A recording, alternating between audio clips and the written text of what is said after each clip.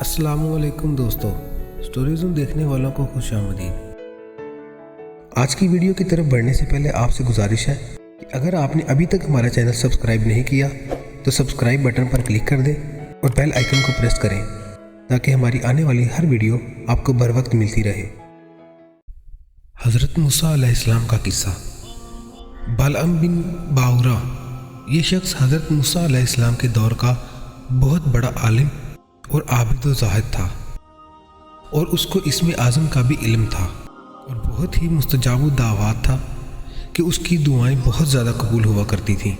उसके शागिर्दों की तादाद भी बहुत ज़्यादा थी।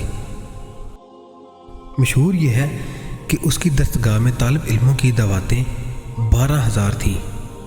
जब हज़रत मूसा अलैहिस्सलाम कौम जब्बारैन से जहाद करने के लिए बनी इसराइल के लश्करों को लेकर रवाना हुए तो बालअम बिन बाउरा की कौम उसके पास घबराई हुई आई और कहा कि हज़रत मूसा अलैहिस्सलाम बहुत ही बड़ा और नहायत ही ताकतवर लश्कर लेकर हमला आवर होने वाले हैं और वो ये चाहते हैं कि हम लोगों को हमारी ज़मीनों से निकाल कर ये ज़मीन अपनी कौम बनी इसराइल को दे दें। इसलिए आप हज़रत मूसा अलैहिस्सलाम के लिए ऐसी बद्दुआ करें कि वो शिकस्त खाकर वापस चले जाएं। आप चूँकि मुस्तजाबु दावात हैं इसलिए आपकी दुआ ज़रूर कबूल हो जाएगी। ये सुनकर बालअम बिन बाउरा काँप उठा और कहने लगा कि तुम्हारी हलाकत हो। खुदा की पनाह, हज़रत मूसा अलैहिस्सलाम अल्लाह तबारक व तआला के रसूल हैं और उनके लश्कर में मोमिनों और फरिश्तों की जमात है। उन पर भला मैं कैसे बद्दुआ कर सकता हूँ। लेकिन उसकी कौम ने रो रो कर और गिड़गड़ा कर इस तरह इसरार किया तो उसने ये कह दिया कि इस्तिखारा कर लेने के बाद अगर मुझे इजाज़त मिल गई तो मैं बद्दुआ कर दूंगा। मगर इस्तिखारा के बाद जब उसको बद्दुआ की इजाज़त ना मिली तो उसने साफ साफ जवाब दे दिया और कहा कि अगर मैं बद्दुआ करूंगा तो मेरी दुनिया व आखिरत दोनों बर्बाद हो जाएंगी। इसके बाद उसकी कौम ने बहुत से गिरा कदर हदाया और तहाइफ उसकी खिदमत में पेश किए और बहुत इसरार किया और उसकी तारीफ़ों के पुल बांध दिए और हज़रत मूसा अलैहिस्सलाम से ज़्यादा आली मकाम और मर्तबे वाला बना दिया। यहाँ तक कि बालअम बिन बाउरा तकब्बुर में आ गया और उस पर हिर्स और लालच का भूत सवार हो गया और वह तकब्बुर और माल के जाल में फंस गया। अल्लाहु अकबर। दुनियावी माल की हिर्स और तकब्बुर कैसे कैसों को बर्बाद कर देता है। इसी मालो ज़र की हिर्स और तकब्बुर की वजह से वो अपनी गद्दी पर सवार होकर बद्दुआ के लिए चल पड़ा। रास्ते में बार बार उसकी गद्दी ठहर जाती और मुंह मोड़कर भाग जाना चाहती थी, मगर ये उसको मार मार कर आगे बढ़ाता रहा।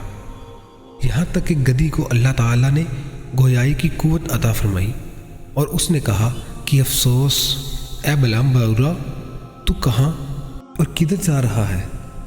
देख, मेरे आगे फरिश्ते हैं जो मेरा रास्ता रोकते और मेरा मुंह मोड़कर मुझे पीछे धकेल रहे हैं।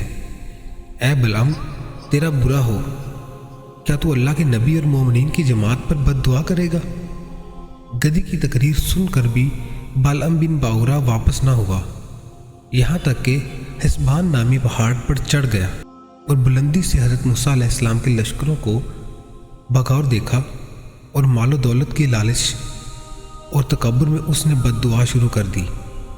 लेकिन अल्लाह तबारक व तआला की शान देखें कि वो हज़रत मूसा अलैहिस्सलाम के लिए बद्दुआ करता था मगर उसकी ज़ुबान पर उसकी अपनी कौम के लिए बद्दुआ जारी हो जाती थी। ये देखकर कई मरतबा उसकी कौम ने टोका कि ए बालअम, तुम तो उल्टी बद्दुआ कर रहे हो। तो उसने कहा कि ए मेरी कौम, मैं क्या करूं। मैं बोलता कुछ और हूं और मेरी ज़ुबान से कुछ और ही निकल रहा है। फिर अचानक उस पर यह ग़ज़ब इलाही नाजिल हुआ कि नागहां उसकी ज़ुबान लटक कर उसके सीने पर आ गई। उस वक्त बालअम बिन बाउरा ने अपनी कौम से रो कर कहा कि अफसोस, मेरी दुनिया व आखिरत दोनों बर्बाद व गारत हो गई। मेरा ईमान जाता रहा और मैं कहरे कहारो ग़ज़ब जब्बार में गिरफ़्तार हो गया हूँ। अब मेरी कोई दुआ कबूल नहीं हो सकती। मगर मैं तुम लोगों को मकर की एक चाल बताता हूँ। तुम लोग ऐसा करो तो शायद हज़रत मूसा के लश्करों को शिकस्त दे सको। تم لوگ ہزاروں کی تعداد میں خوبصورت لڑکیوں کو بہترین لباس و زیورات پہنا کر بنی اسرائیل کے لشکروں میں بھیج دو۔ اگر ان میں سے کسی ایک آدمی نے بھی زنا کر لیا تو پورے لشکر کو شکست ہو جائے گی۔ چنانچہ بالعم بن باورا کی قوم نے اس کے بتائے ہوئے مکر کا جال بچھایا اور بہت سی خوبصورت دوشیزاؤں کو بناؤ سنگار کرا کر بنی اسرائیل کے لشکروں میں بھیجا، یہاں تک کہ بنی اسرائیل کا ایک رئیس ایک لڑکی کے حسن و جمال پر فریفتہ ہو گیا اور اس کو اپنی گود میں اٹھا کر حضرت موسیٰ علیہ السلام کے سامنے گیا اور فتویٰ پوچھا کہ اے اللہ کے نبی، یہ عورت میرے لیے حلال ہے یا حرام؟ آپ علیہ السلام نے فرمایا کہ خبردار، یہ تیرے لیے حرام ہے، ابھی اس کو اپنے سے الگ کر دے اور اللہ عز و جل کے عذاب سے ڈر۔ مگر اس رئیس پر غلبہ شہوت کا ایسا زبردست بھوت سوار ہو گیا تھا کہ وہ اپنے نبی کے فرمان کو ٹھکرا کر اس عورت کو اپنے خیمے میں لے گیا اور برائی کا مرتکب ہو گیا، جس سے حضرت موسیٰ علیہ السلام نے منع فرمایا تھا۔ اس گناہ کی نحوست کا یہ اثر ہوا کہ بنی اسرائیل کے لشکر میں اچانک طاعون کی وبا پھیل گئی اور گھنٹے بھر میں 70,000 آدمی مر گئے اور سارا لشکر تتر بتر ہو کر ناکام و نامراد واپس چلا گیا، جس کا حضرت موسیٰ علیہ السلام کے قلب مبارک پر بہت ہی صدمہ گزرا۔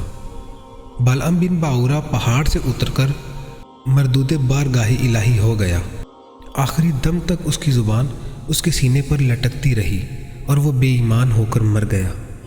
اس واقعہ کو قرآن کریم نے ان الفاظ میں بیان فرمایا ہے، ترجمہ: اور اے محبوب، انہیں اس کا احوال سناؤ جسے ہم نے اپنی آیتیں دیں تو وہ ان سے صاف نکل گیا، تو شیطان اس کے پیچھے لگا تو گمراہوں میں ہو گیا، اور ہم چاہتے تو آیتوں کے سبب اسے اٹھا لیتے، مگر وہ تو زمین پکڑ گیا اور اپنی خواہش کا تابع ہوا، تو اس کا حال کتے کی طرح ہے، تو اس پر حملہ کرے تو زبان نکالے اور چھوڑ دے تو زبان نکالے۔